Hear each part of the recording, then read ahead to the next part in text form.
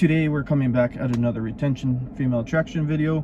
This is going to be another one where an older lady pretty much just approached me at the grocery store. She just started a conversation, and it was a really good one. It was interesting and all that, and it was just really nice and polite.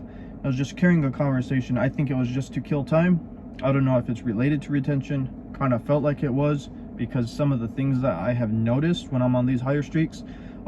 This kind of took place around the 45-day mark, just for you guys that are wondering what day did this kind of take off at.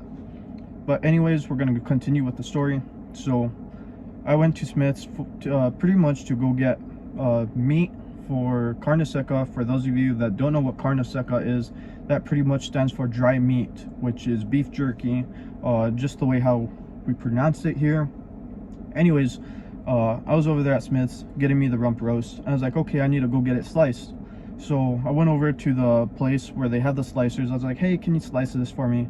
It was some older lady, and she was like, yeah, I'll go ahead and slice it. So she was slicing it, and I went to go walk around the store and all that. Came back, she was barely starting and all that, and she's like, is this thick enough? I was like, yeah, that's good.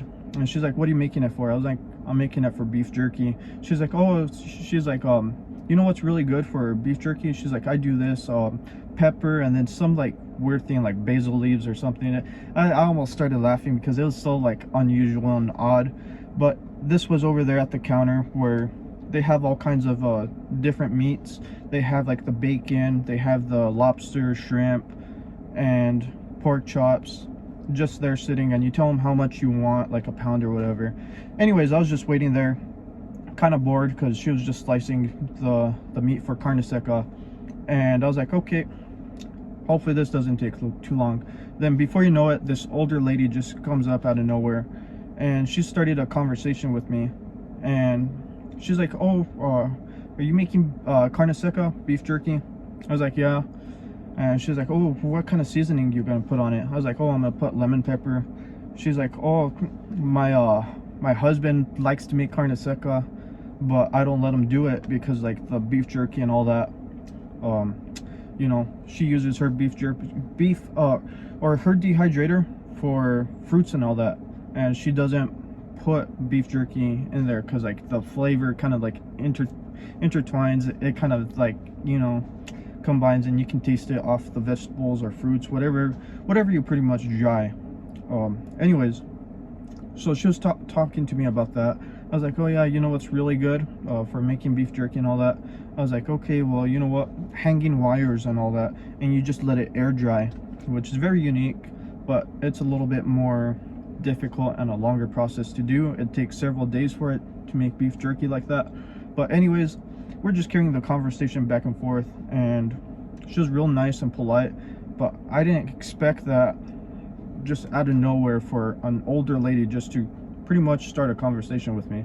But obviously she was there to go get some meats and all that. And see, like, this is like where I believe it's like the retention part is pretty much, because this has happened to me when I was going to Panda. They ran out of orange chicken, and I was just waiting there for them to make some fresh orange chicken, and then some other older lady started talking to me. The one at Panda, I would probably say like was in her 30s somewhere, and she just started a conversation. The one at Smith's, she was like, I'm gonna say probably 50s, 60s roughly. But here's the thing, I think older women, in my personal opinion, just keep that in mind, it's my personal opinion, I think they can kind of detect it off you a whole lot better because they have more experience of noticing men that are pretty much retaining their seed and all that. And then also the thing is, you know, guys aren't really talking to them as they get into these later years, and it's because, like, you know, the attraction for them kind of goes down and all that. So I think they learn to approach guys, and I think that's where the retention attraction kind of came into play and all that, just so you guys are understanding. But yeah, so we just kept on talking, conversating, and then the lady that was slicing the carne seca meat pretty much came back, and she's like, oh, here you go, I'm done. And I was like, oh, okay, thank you.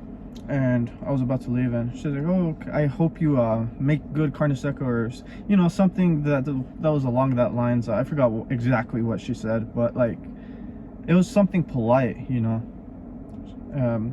Could have been like "have a good day" or something like that, but like it was like the whole conversation, the whole vibe, the feel of it just felt like, you know, when you get onto these retention, like later on in the streaks, last thing you think about is S3X, if you guys know what I'm talking about. That's not your priority. Your priority is just to pretty much vibe, connect with people, and you can felt the connection and the vibe right there. And it was something very unique, something that you guys should experience and try and all that. Anyways, guys, video's already going a little bit long here, but that was pretty much the attraction story.